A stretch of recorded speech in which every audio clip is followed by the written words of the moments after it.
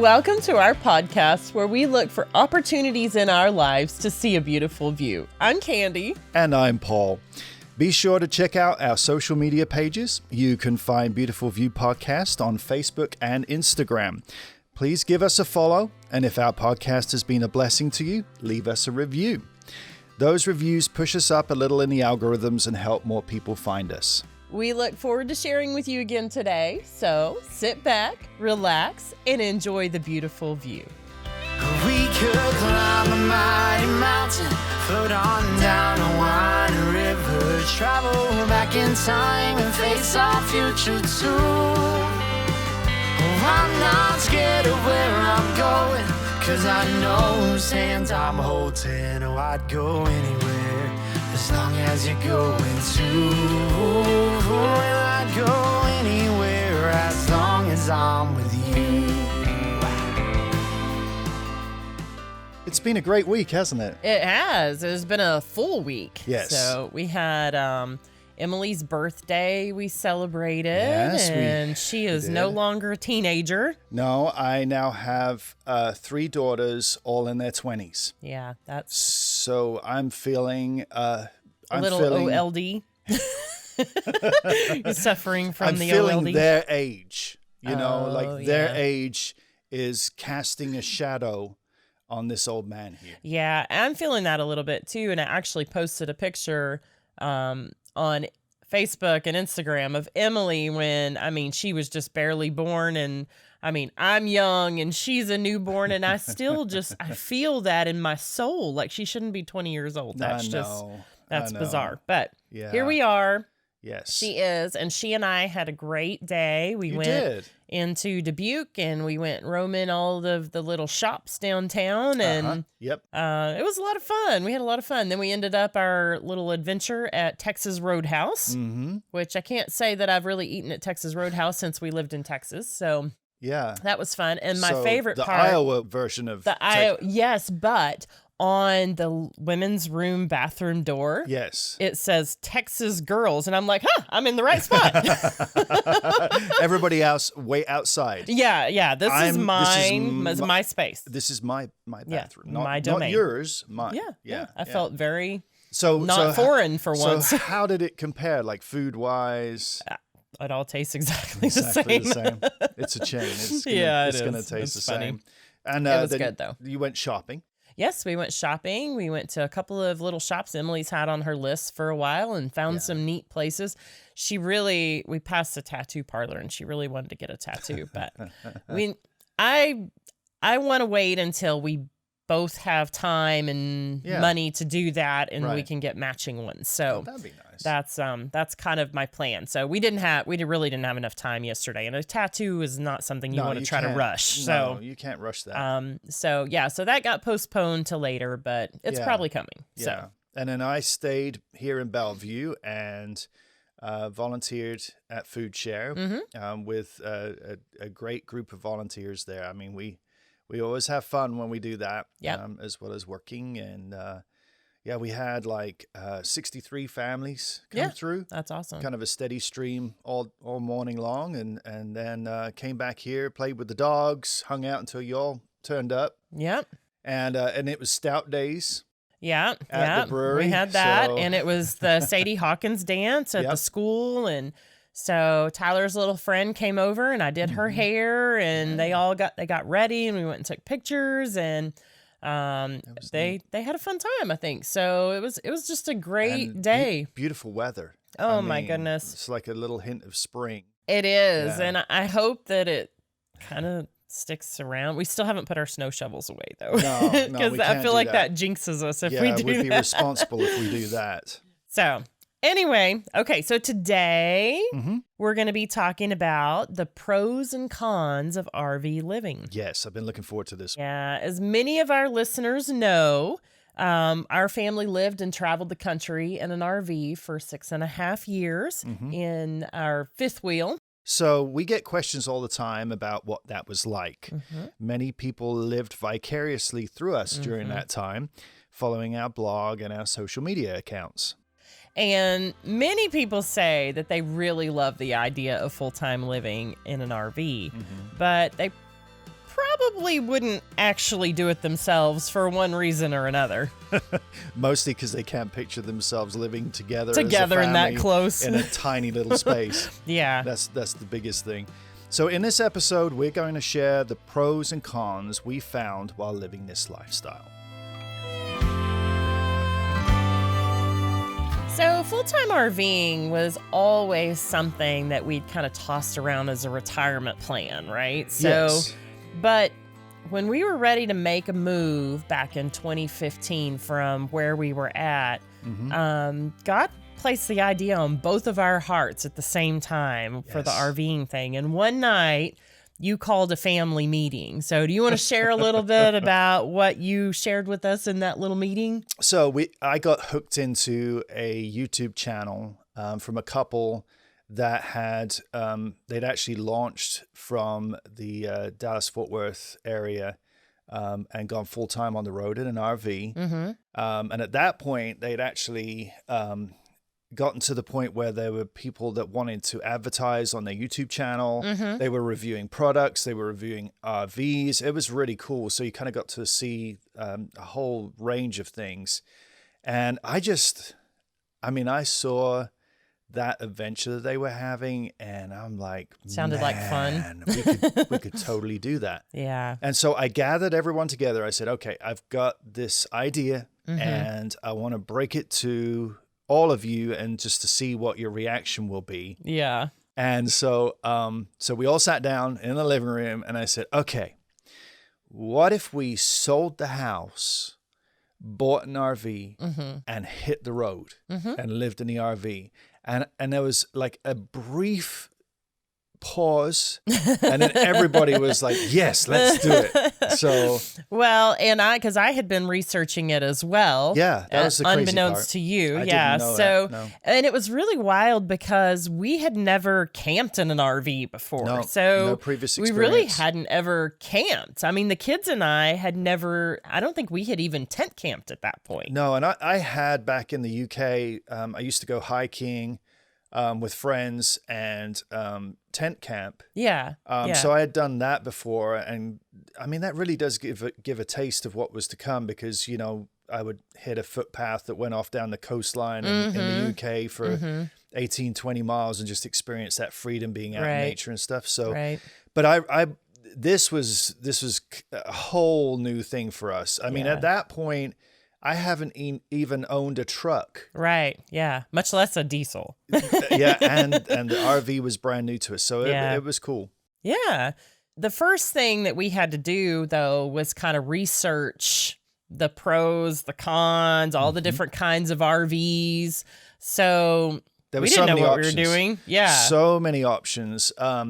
And so we started out by tent camping ourselves. We did. Yeah. So we were taking trips to San Angelo to sort of get away for the weekend. Get away for the weekend. And we had actually rented this little cottage that was across the water from a campground. Yes. And we were watching them having a blast over on that little tents everywhere. Yeah, We're like, that little island there. And so we got ourselves some tents and started doing that.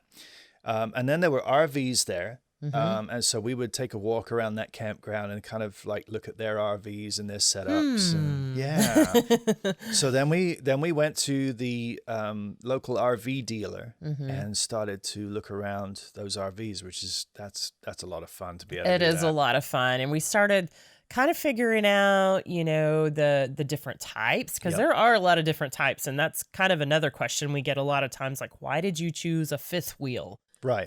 What's the difference in like that and a bumper pull or a class A or a class C, or, there's so many different kinds. Yeah. So at the time, because we kind of figured out roughly what our budget would be once the house sold. Right. So we kind of knew what we were looking at, and we were going to finance no matter what. So it was just kind of a question of, what do we do? I was trying to keep a little bit realistic about the whole thing. Yeah. Because the sky's the limit. Oh, yeah. So people spend more money sometimes on an RV than they spend on a house. It's kind of crazy, but It true. is crazy. Yeah. So we were looking at different things, but the bumper pull pretty early on, we decided that wasn't really an option because we wanted to do some miles. Yeah. And so bumper pull, I mean, you can do that, but it can be a pain to tow one of those things. A little unstable. So fifth wheel felt like the right way to go. It also gives us the option of being able to detach the fifth wheel and be able to use the truck around town to go for run errands or take trips out. So that was good. We pretty early on, like we started talking to the sales guy at that RV dealership. Yeah. And he's like, okay, so if you're wanting to do this seriously full time, you want to, because we were looking at some of the cheaper models. Right. Yeah. The ones with the slatted outside. I don't know what the technical term for Yeah, that I is, don't but know it's what kind that of is like either. slats along the outside instead of like a solid wall. And he said, you really need to do the solid wall. So we were looking the at slats are more for like somebody that's going to do like weekend Weekends. trips or something like that. Yeah. Just use it very minimally. So they're not quite as weather tight, I guess. No, they're not. They're not quite as so- solidly built. Yeah. And so That's not to say you couldn't full time in one of those. No, but we've seen them on the road for we have. full-time families. And so we wanted to do the solid side. We looked at a smaller one, which the kids were little at that time, but yeah, it was pretty small. Like it did have 2 bunks. yes, it did. But they were kind of in like a little cubby thing on Like the a side, like a corner. So you Yeah. can only crawl in like one end. And I had a hard time imagining that they were going to be like comfortable long term in that. And at that Yeah. point, we didn't know how long we were going to be doing this. So No, so finally, I think it was you that put your foot down and you said, if we're going to live in this full time, we need to get something that has plenty of space for us. And so that's when we landed on our Forest River Sandpiper fifth wheel. yes, and it has a huge bunk room that Yes. has opposing slides that open up, and on the back wall of the bunk room, it's got tons of closet space and drawers for the kids. And that was just, I mean, that was my thing. Like, if we were going to do this, everybody had to have plenty of room, especially the kids, or it just wasn't going to be the fun adventure that I envisioned we envisioned. You were absolutely right. Yeah. You know, afterwards, there were several points where I was thinking to myself, yeah, Candy really had it right, because if we had that other one, it wouldn't be this much fun. Yeah, it would have been cramped. So we set out on our journey, and we didn't really know how long we were going to do it for. Yeah. I mean, yeah, we didn't. The kids were little at that point. They were 11 and 6 when we first hit the road that summer of 2015. And Yeah. it was a pretty drastic change for us. We sold our house. We either sold or gave away pretty much everything that we owned, and what we didn't sell or give away and what didn't fit in the RV went into storage. Yes. So, you know, we downsized from a 2,000 plus square foot house down to like a 400-ish square foot RV. So that meant the kids had to downsize their toys. A lot of our clothes had to go just because there wasn't room. There just wasn't room.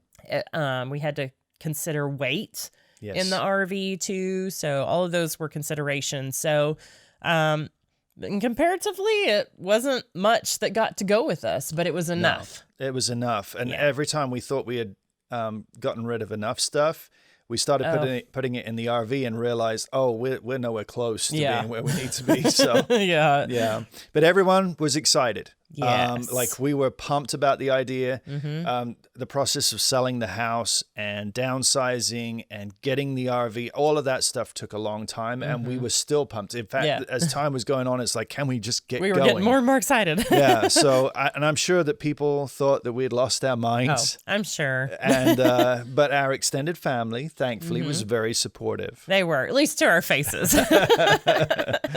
But over the years, different people have asked us at various different times on our journey about the pros and cons of the RV lifestyle.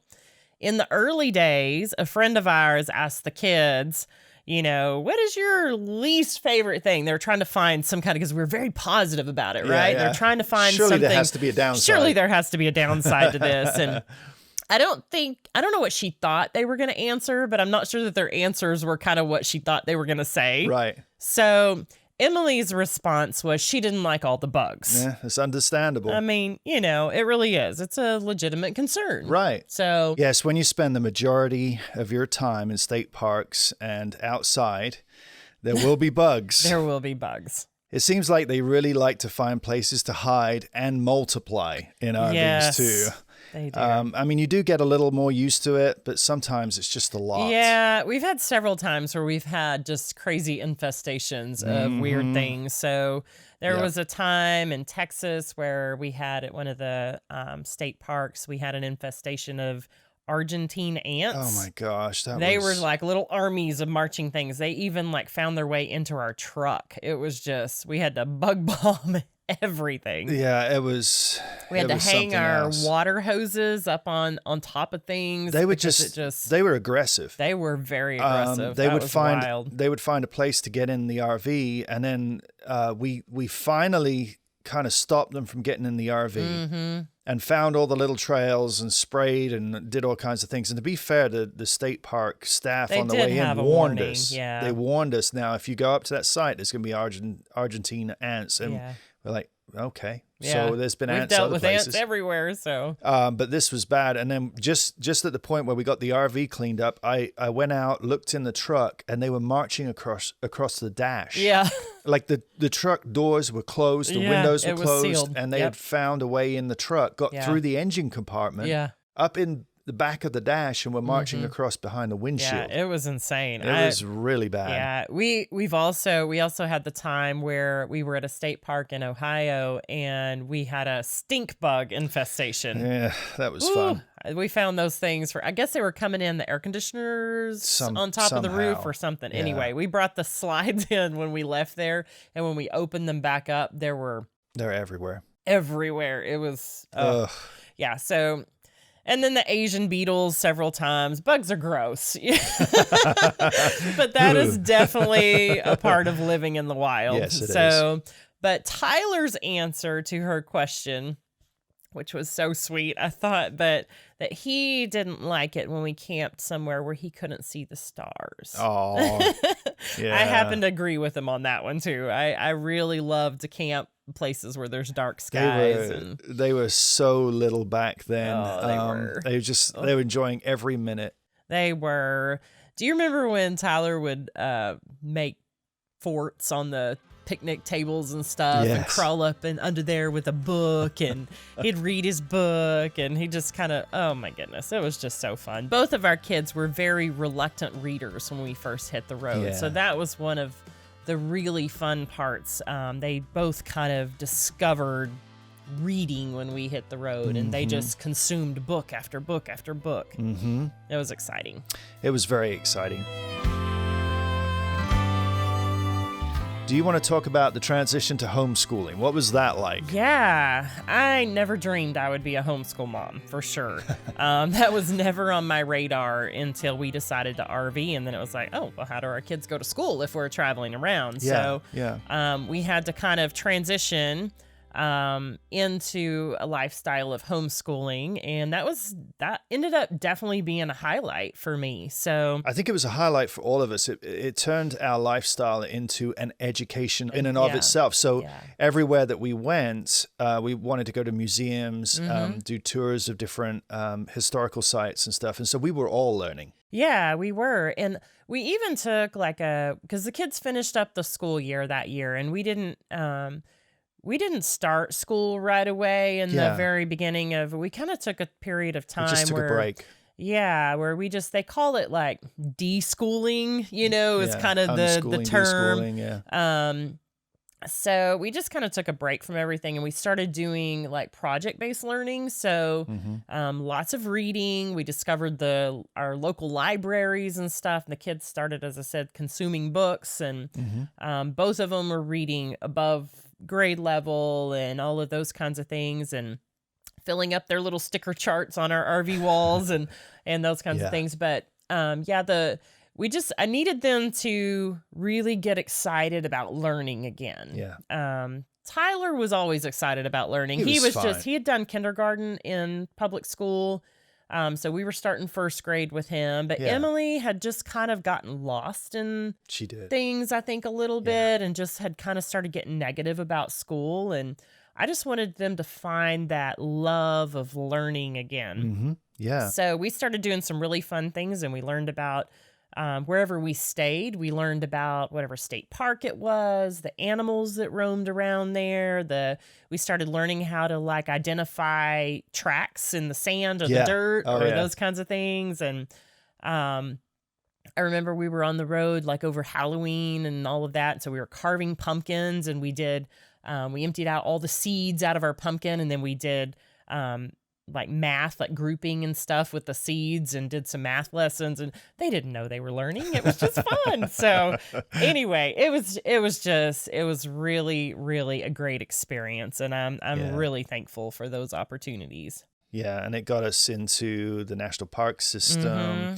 We would do the badges everywhere we went. And so we would the junior ranger badges. And so they would do the program, which got us to see the main sites. The main things to pick up in every park we were at. So that was neat. They just learned a lot of new things along the way, and so did we. Yeah. It was just, I don't know, it was just so much more exciting than, just reading about things in a textbook. And a lot of things that we learned about lined up with things that we had studied about as well. So I'll never forget some of the places that we visited. And we talked about some of those places in episode 8. We did a drive-through history episode. And if you're curious about that, you can go back and listen to that. That's pretty fun. The education side of full-time RVing was definitely a plus for all of us. Yes. But as with anything else, with the good also comes the hard. Yeah. What would you say were some of the negatives to what we call road schooling? Yeah, it was pretty awesome most of the time, don't get me wrong. But as with anything, there are always cons that balance the pros. So though we did a lot of really cool educational things, we were constantly learning new things. There were some times when we had really long stretches of time that there weren't other kids around. Yeah. So, when you're living full-time in your RV, you're in a campground all the time. And during the school year, there aren't a lot of kids in the campgrounds during the week. Now, weekends, they would come in. And Tyler was always really good about going to the playground, and he'd meet other kids. Making and then new friends. We'd hear, Tyler. He was everybody's best friend constantly. Yeah, so they'd be knocking on the door. Yeah. But those were just temporary friends. So, because then they would leave on Sunday morning or afternoon and then you don't ever see them again. So, it's that kind of got hard, I think, at times. And that was before we kind of found our solid community on the road, and they were younger. But, as they got older, I think they started craving more like solid friendships. They did. So that got to be kind of hard. But one really sweet thing about all of that is they were great sibling friends. The kids were kind of like they had each other. They were so close. And I think now that life is so different. I think both of them kind of miss that a little bit. And all that kind of stuff. They have separate bedrooms now, and the different lives and different stages of life, and so things have changed. Yeah, but then when they do things together, they always have a great time. So they do.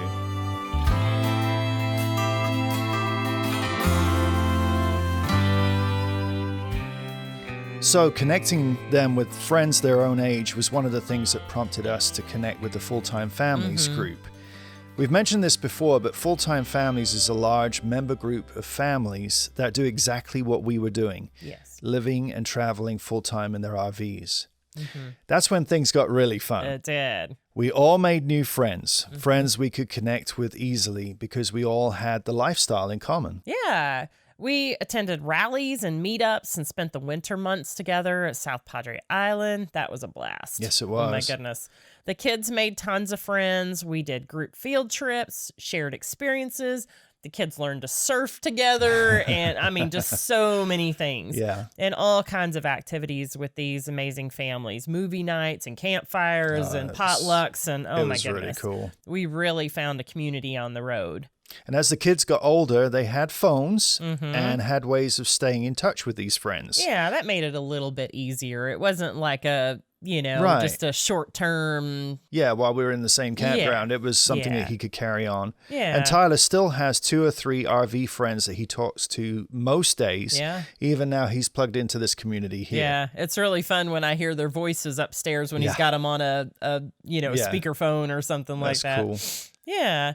We did make it a point to place ourselves where other families were hanging out. That was a big part of that was a big discovery, I think, for us, was to figure out that was really important for our kids and stuff. That's one of the regrets that I have. I know that I was probably putting the brakes on that one quite a bit, and my regret is that we didn't do that sooner. Yeah. And then once we went to that first rally, I was like, gosh, yeah, this is what I need to do. It was amazing. Yeah. Yeah. And also another part of that was our Thousand Trails camping membership was key. Yeah. Because most full-time RVing families have that membership. So they're hanging out in those Thousand Trails parks because it's a budget-friendly option for full-time travel. So it does get harder as the kids get older and crave more normal experiences. We get that. We get it. That was one of the deciding factors of us slowing our roll during the summer months. Emily wanted to get a job and learn to drive, so we got a seasonal site for her to have those typical teenager experiences. Yeah, if we had continued our constant travel and stuff, she would have missed out on those things. Yeah, she would have. And ultimately, I mean, that's why we ended up in this house.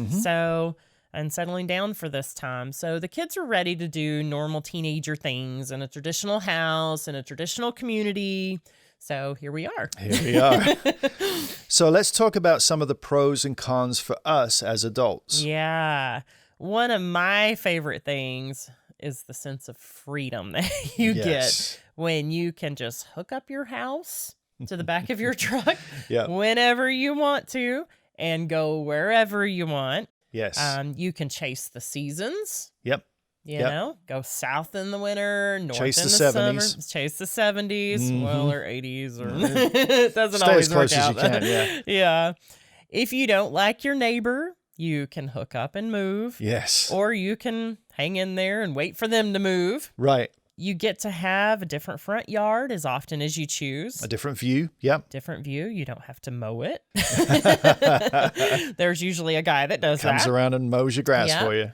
There are so many things. I love the simplicity and the minimalism of the lifestyle. I love the closeness of our family. I have a little sign hanging in the RV and it says, "Love grows best in little houses."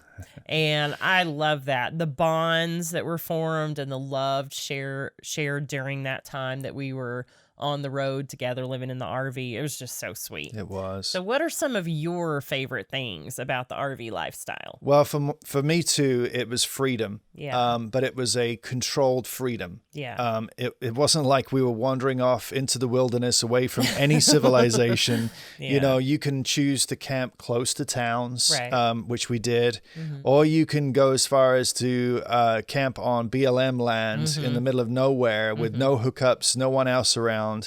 Or you can kind of go to an in-between scenario, which would be a state park, where you get a little bit of nature, but you're not usually more than 20 minutes or so away from the nearest town. Sure. So your level of freedom is up to you. So however you feel, you can sort of take advantage of those different options. Yeah. Sometimes being away from everything, for me, can be a little unnerving. It just depended on my mood. So like when we camped in the middle of the Moab desert, I was definitely in the mood for that. Yeah. And I didn't, and I've thought back since then, I've thought back at that time and I'm like, man, we were kind of vulnerable out there in the middle of, I mean, but I loved it. I loved every second of that experience. Yeah. So, for me, considering the safety of my family, I mean, that was always something that was kind of a priority to me. So, and there were a couple of places that we attempted and we were like, yeah, no,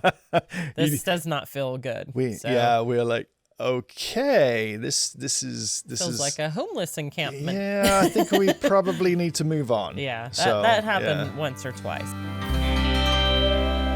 We have traveled and camped in some of the most beautiful places in the country. Oh, yeah. But on the flip side of that, the drawback is that sometimes all that moving is really hard work. Yeah.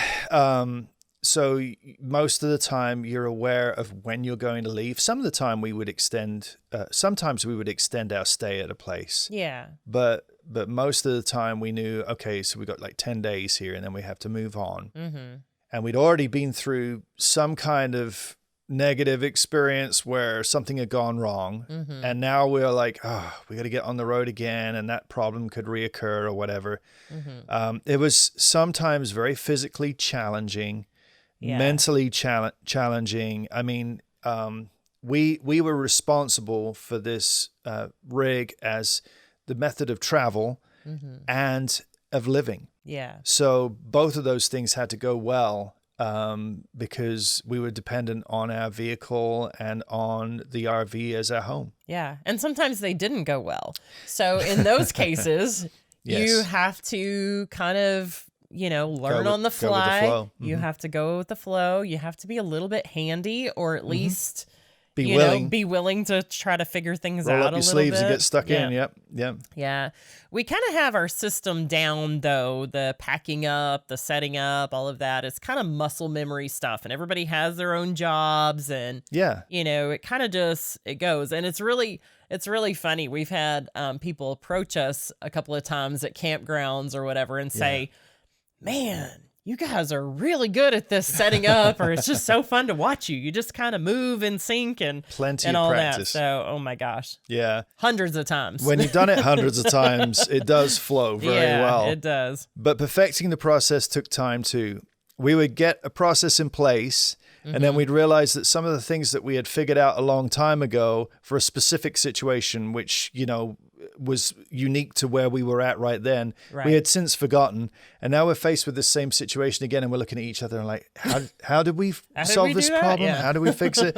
So there'd be something like, leveling the RV. We didn't have auto levelers on our Right. RV. And Yeah. so we would get to a situation where the piece of ground that we'd pulled up on was way out of level. Not level. And so we're like, how do we fix this? How do we make this level So again? I started making notes in my notes app on my phone for individual Yeah. parks so that I could, in case we came back at some point, I would have the notes on park there notes. like we needed 2 blocks on the left side or, to get it whatever, just in right. site number, whatever, just in case we ever ended up in that same situation again. I got really good at making notes. Yeah. And also, when we first started traveling, we were moving. We were spending less than a week at each stop. We were moving every 3 to 4 days. Yeah. That was crazy, exhausting, and Yeah. it just wasn't sustainable. No. Because we were also trying to work, we were trying to school, we were trying to sightsee in the places that we were. It was just too much. So we set, from that point, we set a 2-week minimum. Like we were going to stay at least 2 weeks in each place. Yeah. Made more sense. Yeah. So we also found places we could stay for a season. Yeah. And that was really nice. We've done youth camp for the summer, family land for the winter, seasonal site in Iowa for the summer, and South Padre Island for the winter months. Yeah. Staying in a place for a longer time gave us time to do all the things, make new friends, and really experience a new place. I kind of wish I was on South Padre Island right now. Me That would be too. like our I walks keep on the beach. seeing everybody's beach pictures on social media. Now, I know that everybody just posts their highlights reels. I keep that in mind because that's what happens. It is what happens. That's what we do too. So, there's also those times where things go wrong, where things quit working and they're not showing that stuff. So Right. I'm keeping that in mind. Right. But the beach. Yeah. I think what I had in my mind was getting mileage done. Yeah. So for me, anytime that we were driving, we were trying to get somewhere. Yeah. And I was very destination focused at first. I Yes. couldn't shake that. Yeah. I was, and I think I got some of that from my dad because my dad was always comparing notes with other guys about like what's the best way to get from this place to this place where it's the least mileage and it takes the least amount of time. Yes. And they would have, like I think that's a guy thing. it's a guy period. thing. Yeah. And so I wasn't enjoying the journey. Right. I was trying to get the mileage done, which is that's kind of crazy because we really didn't have a destination. No. Or a timeline. So I don't know why I did that to myself. Well, in the beginning, I think you were very, you were kind of like freaked out, I think, a little bit by not having a home base. Yeah, I was. So you were ready to get to the next like solid place. Like you were ready to get to the youth camp that we were going to be around people that we knew and we were going to be able to stay there for a while. And so although at first I was really attracted to the adventure that I saw, the couple I was following on YouTube, I was attracted to that adventure and the freedom. When I actually came down to it, I was like, okay, where's the next place we need to be? Yeah. And let's get there. And that took a while to kind of shake that off. Yeah. So we slowed our roll, and that worked much better for working and schooling and having time to explore a place. And I gradually relaxed. You did. Yeah. Gradually. Yes. Gradually. I think the difficult part came when it got harder and harder to find places to book for 2 weeks at a time. Yes. So we had that 2-week rule, but in 2020, 2021, so many more people entered the RV market, and it got harder and harder to find places to book on the weekends. Right. They were like, it was people that would be traveling maybe overseas. They go on European vacations or whatever. And now in 2020, they had to stay in the States. Yeah. And so they're like, well, what can we do? And people were even freaked out about staying in hotels and stuff. So they were RVs made sense. Like we've got our own space we take with us. And that just made sense. So, but it made it real hard. Yeah, it did. And you had to be really on it with booking and planning sites so far in advance. Yes. And holiday weekends, oh my goodness. I mean, if you hadn't booked them 6 months to a year in advance, then... Yeah, literally. You didn't have any options for holiday weekends. No. So the planning aspect of full-time RVing just got to be really stressful and exhausting to me. So, and you like to plan. I love to plan. I love planning things, but when you just hit like a brick wall after brick wall after brick wall, that is really frustrating.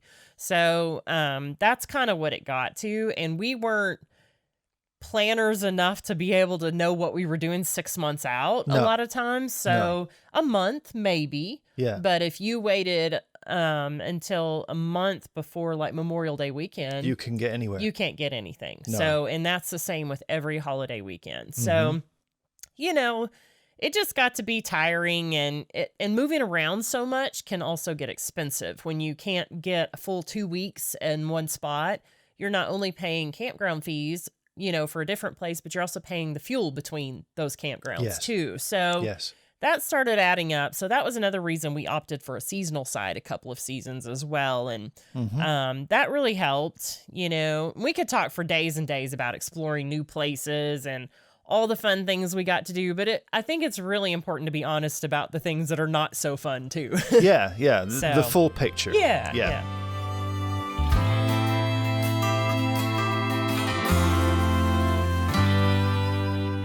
Yeah, after being away from it for a while, we tend to get kind of a romantic view of the whole thing. Yeah. You kind of forget all the hard aspects of it, the blowouts on the side of the interstate, breaking down on the side of a mountain and having to get towed, not just once, but twice. Dropping our drive shaft again and again, getting stuck in the mud. In a parking lot. Maneuvering into tight spots, hitting the occasional tree branch, hours and hours of driving, navigating construction, maintenance on the truck and the RV, the list goes on. It does. Do you remember when we pulled into Bay Landing that one time in North Texas? We'd just come back from the north.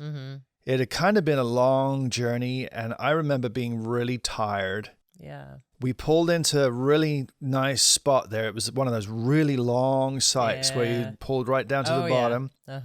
And I was like, okay, so first thing we do, we need to fill up the fresh tank. We need to fill up the fresh tank with water because I think in the past the water went off there or something, and so we were without water. So I And attack. we always just like to have a full fresh tank. It's when we're always sitting good. Somewhere, 'cause Now you just don't never want know. to travel with it because that's like 50 gallons of fresh water. Right. Like that's like 400 extra pounds on the Yeah. RV. So we pull in. I attach up the fresh tank to the water. I switch it on, start setting up, and forget all about We it. went to the grocery store. We went to the grocery store. Now, the fresh tank has an overflow on it. It does. And so it will run out. But the thing is it was going coming. in faster than it was Yes. coming out. It was. And so we come back and there's water pouring out the bottom of the RV. And then I realize, oh no. So I switch off the water and then I'm like, okay, here we are. Yeah. So Thankfully, we had 2 weeks at that park. yes, but I was just exhausted. And so I had to drop the bottom of the RV out. There's a cover that goes from the front end to the back end, which is really a pain to take off and put back again. Take all that off. And the fresh water tank had expanded like a balloon and blew out all the metal struts underneath it. And we had to like rebuild that whole thing. Yeah. So that's fun. So whenever I think about the downside to full-time RVing, that's one of the things where I had to just take a deep breath and be like, okay, this is what I'm going to be doing for the next 2 days. And we like to learn things the hard way too. We really do, yeah. I mean, pretty much everything that was so avoidable. We could, give you the best advice on now. The reason we can give you the best advice on it now is because we've screwed it up. At least once, if not least 2 or once. 3 times. Yeah. I will say, I think our days of RVing definitely taught us a lot about how to handle things when life doesn't go your way. Yes. I know in the early days when something like that went wrong, it was scary. It was anxiety inducing. Yes. And these things are never fun when they go wrong. No. But I think, No. as time went on, we got better at just kind of like, oh, well, here we go again. Yeah. Yeah. And you just kind of start rolling with it instead of, fretting over it and stressing out about it and stuff. So I think we just almost kind of expected things to go wrong every so often. About every 3 months or so, we were like, okay, what's next? Well, and the same thing happens in a house too. Yeah, it does. Not as often. No. With all of these things in mind, what would be your best advice for someone contemplating the full-time RV lifestyle? They're going to sell up everything and do what we did. What is your best advice for them? Think about it very carefully. So that excitement that we had initially when I was following a couple on YouTube and their RVing adventures and, just like the excitement about that, the fun that I was anticipating. Don't lose that. Yes. Keep a hold of that because it is fun. It is fun. Oh, it is fun. But I think what we learned was just to be, we learned endurance. It's like there's going to be some negatives to this. Expect them, like you said, and get through them. So although you like to plan, and we did plan as much as we could, over the years, we gradually got more and more flexible with that plan. Like this is plan A. Plan B, plan C, plan D, E, F. I would also say that if you are seriously considering doing any kind of full-time adventure, whether that's on a boat, RV, whatever you're deciding to do, just know that a big part of that is you have to get your hands dirty. You're going to have to get stuck in. Oh, yeah. You're going to have to fix stuff. There's just no way that you can take an RV into the dealer every single time something goes wrong. No, not when you're living in it, especially. You're living in it. Yeah. It just there's no and I've seen people do that. Where they're like, we've been in a hotel for 3 months. Yeah. Our rig is still not ready. Yeah. And I'm like, you could have fixed that in a couple of days. So we actually had a couple of times. I mean, one time specifically where we contacted, because it was under warranty, our hot water heater went out. Yeah. And we could have taken it in under warranty and probably had it repaired. Yes. Or replaced, as it turns out. But it was going to be in the shop for 6 weeks, I think. 6 weeks, 10 weeks, something like that. Something like that. So way too long for us. Like that was just not an option. No. So we ended up just going and buying a new water heater and putting it in ourselves. And We could have got a free water heater. yeah. But it was like, it's just not worth it. No. Really isn't for worth the it. fees that we would have had to pay for a hotel or whatever, we might as well just go buy the $500 hot water heater. And Yeah. So And back then, and even more so now, you have YouTube University. yes. Someone Thank somewhere goodness for that. has the same RV, the same truck, whatever, or has come across the same problem and has filmed every, like, step by step, this is what you do. Yeah. That's huge. That really is is. huge. And you have to just not be scared to kind of Get stuck in. go for it, Mm-hmm. right? So And the other thing as well, I would say, is that you have to have physical help from your partner. yes. You both have to have your sleeves rolled up. You both Yeah. have to be prepared to get stuck in. It's a lot of times it's a 2, sometimes a 3. Having a teenager doesn't hurt either. No, and back then he was Sometimes a little guy, was so a he little- could yeah. crawl into spaces I couldn't get into. So that was great. Yeah, that came in handy a few times. So one of the other questions we get a lot is, are you going back to life on the road once the kids are grown? Well, we have talked extensively about this. Actually, every time we get a chance, we talk about We it. do. We do. We really miss it. Mm-hmm. And we love living in Bellevue. But we've definitely tossed around some ideas for the future. Yeah, we So- have. Do we want to share some of those? Well, yeah, I mean, at this point, it's just dreaming a little bit. We're just and dreaming. just kind of, throwing around some different options and stuff. So I know when we first started out as a family, one of the things that we used to say all the time was, this is a great retirement plan. mm-hmm. But why not do that now while we're young and we can take the kids with us and have fun? And that was definitely that was the right thing to do. that was the right thing to do. Yeah. Now Emily just turned 20. Yeah. Tyler's in the middle of high school and having a blast. Mm-hmm. And so really realistically, any type of full-time RVing is going to be after they're settled into Yeah. whatever's next in their lives. Right. Yeah. Right now, they are the priority. Absolutely. We're just kind of hanging tight and pouring into them, making sure they have everything they need and they are set up to be successful young Yes. adults. So But we can still dream. we can still dream, and we do. Yes. So the thing that we've talked about the most recently is the thought or the possibility of maybe getting like an annual site for the RV to keep maybe down in Texas so that it would be closer to family, and that would be somewhere we could go to and from, and still have the house here as our Yeah. home base, but have kind of a home base there too. Which we usually end up going back to Texas at least once every year. Yeah. So We do. So it would be nice to have that already down there so we didn't have to tow it that far every time. right, So, right. and then my brain goes to like, well, once it's situated in a site down there, do we still need the truck, or could we do something fun? Mm-hmm.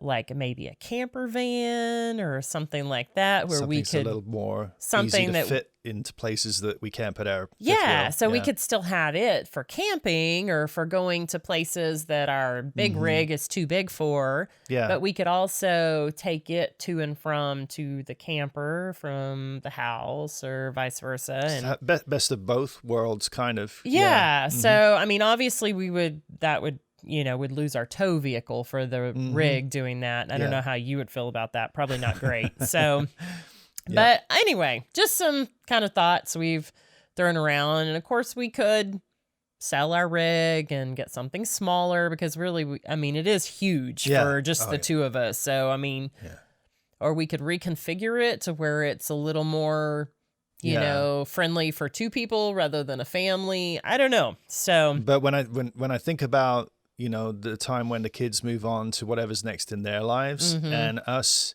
sort of living here at the house on our own, yeah, that feels weird. it's like there'd probably be too much space in I here.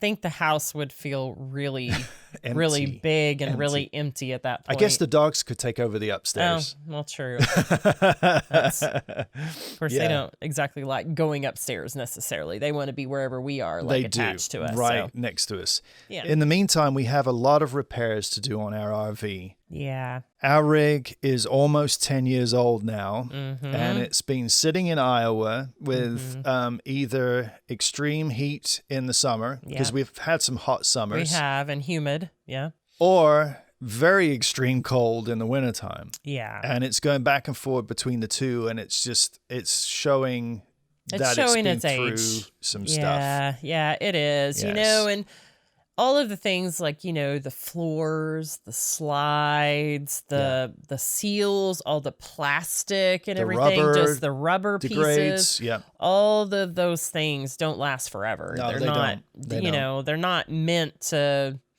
be used for that long and that hard. Oh, right. And that kind of stuff, we've already done some repairs on it. The whole back wall got replaced. Mm-hmm. Yeah. Oh my goodness, that was a job. Can you imagine doing that while we were full-time RV? We couldn't have done that. No, we had to because literally it was completely open. We had to literally take the whole back wall Mm-hmm. off of the RV and rebuild the whole thing. Yeah. Which we had to have the shop to get the new part of the wall built up. Yeah. And Which, to be fair, was a most lot. people wouldn't attempt that on themselves. Like, Mo- they would take it in to have that done, probably, they would sell it on. or they would sell it on as it was. But Yeah. um, We had to fix it. So Yeah.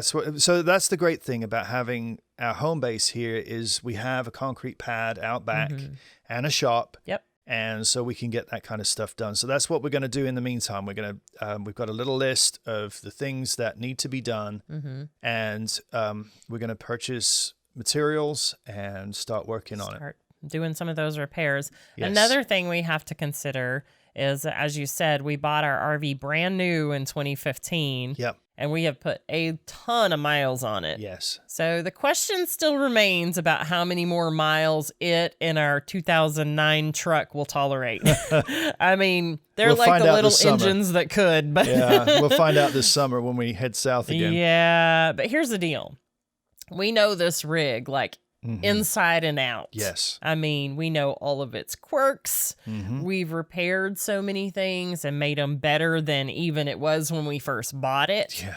And, if we can keep it all in good repair, I would almost rather maintain it than purchase something new and have to learn all the ins and outs of something new, because they all have ins and outs and quirks. All of them do, Well, even brand new. Brand new, they've often been built in a hurry, and it shows. And so a lot of the things that we did on our rig were just basically things that weren't built right in the first place. Right. Or they use, cheap materials, Very screws cheap and stuff like that just snap with sheared. the Yeah. shaking and the bouncing down the road. Yeah. So, Yeah. things like that we've had to upgrade in ours. And we know now, that they're solid.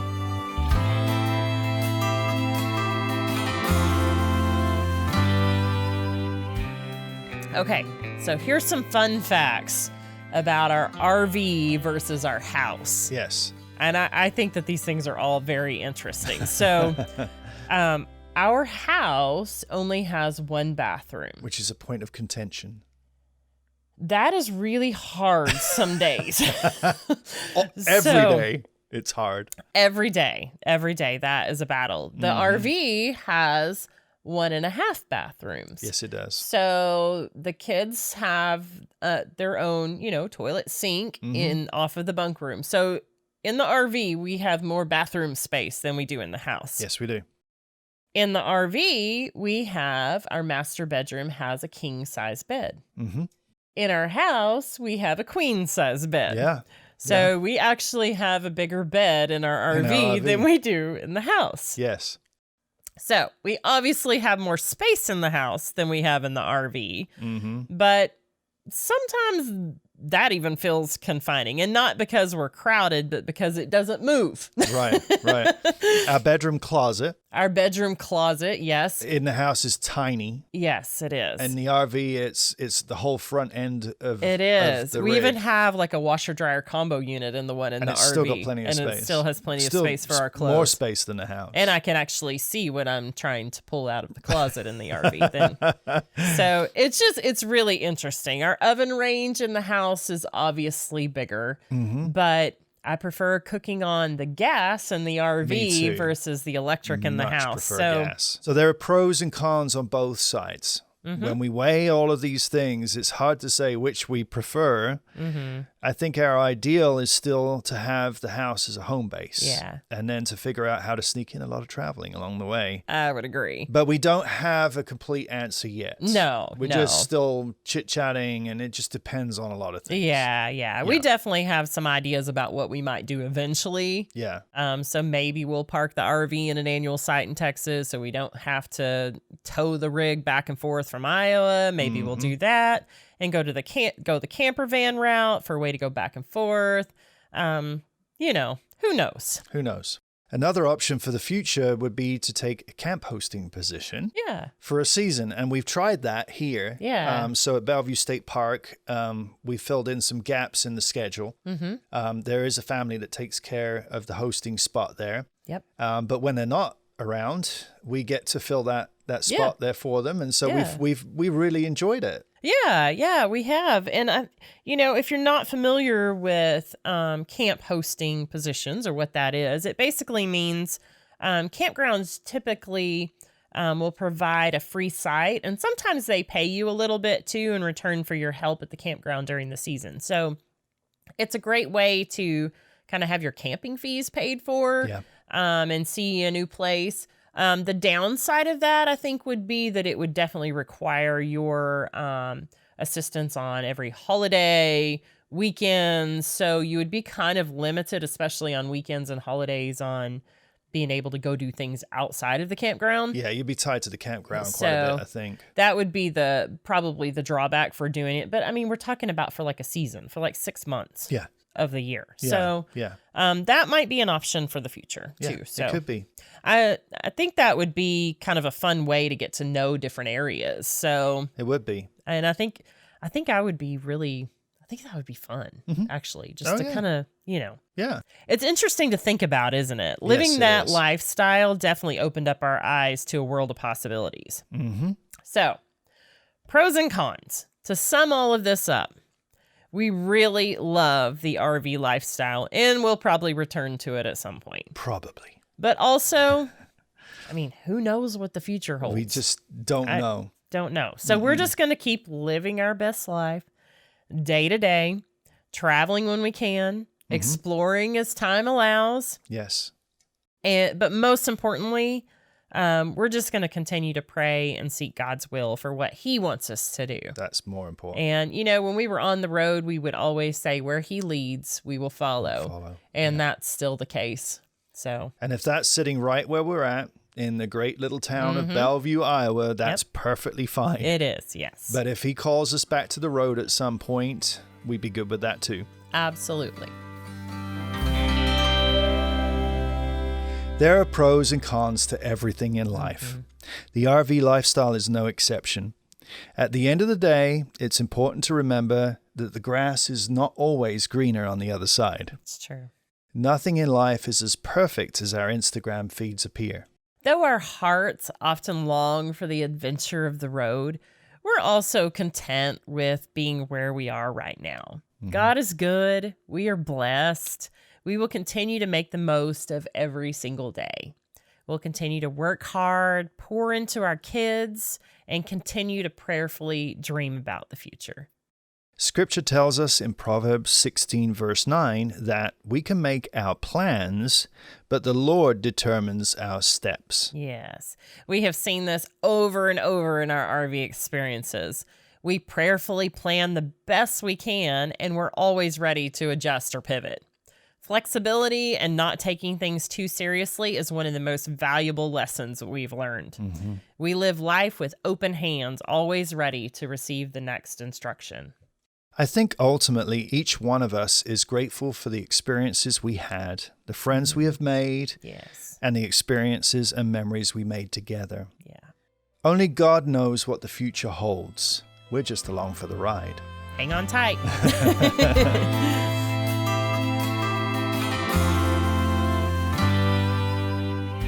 Thank you for listening today. What are we going to talk about next time? Well, our next episode is going to be called Spring Cleaning. Okay. The weather has been so nice recently. I think it's supposed to be, on the day that we're filming, it's supposed to be like 70 degrees today. Oh, wow. Anyway, it's got me into spring cleaning mode, and I'm not just talking about cleaning the house, though. Though Okay. that's definitely a part of it. We're going to be talking about spring cleaning our lives, Okay. clearing mental, emotional, and physical clutter. Okay. That sounds interesting. Yeah, I think it will be. So if you know of someone who would enjoy this podcast, please point them in our direction. Visit us at Beautiful View Podcast on Facebook or Instagram. Share our posts or share the link to our podcast. Also, you can watch a video of our most recent podcast on YouTube. The link to that is in our show notes. Yes. Also, we would really appreciate it if you would follow, subscribe to, or leave a review for us either on YouTube or your favorite podcasting platform. These things are completely free for you to do, but it really helps us introduce the podcast to a wider audience. Shout out to the Hopeful Few for the theme song on our podcast that you will now be humming for the rest of the day. You are welcome. You can check out more of their music on Spotify or Apple Music. The link to those are also in our show notes. Also, if you have any questions you would like us to answer, or maybe some topics you'd like us to talk about, email us at beautifulviewpod@gmail.com. And just remember, please consider joining the Beautiful View Patreon. This really helps us keep the episodes coming, and it helps cover our costs. Memberships are only $5 a month. Again, the link is in our show notes, and it's also on our social media accounts. We hope you have a great day, and remember to always keep an eye open for opportunities in life to see a beautiful view. We could climb a mighty mountain, float on down a winding river, travel back in time and face our future too. Oh, I'm not scared of where I'm going, 'cause I know whose hands I'm holding. Oh, I'd go anywhere as long as you're going too. And I'd go anywhere as long as I'm with you. Yeah, I'd go